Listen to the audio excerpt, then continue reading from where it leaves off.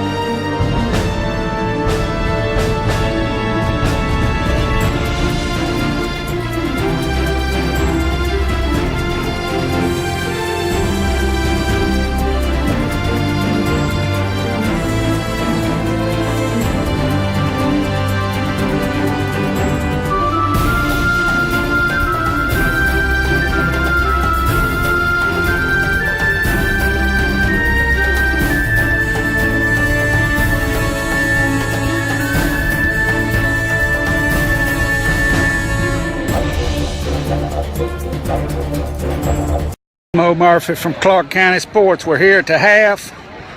The Eagles lead 21-0. However, it's been a costly first half for the Eagles.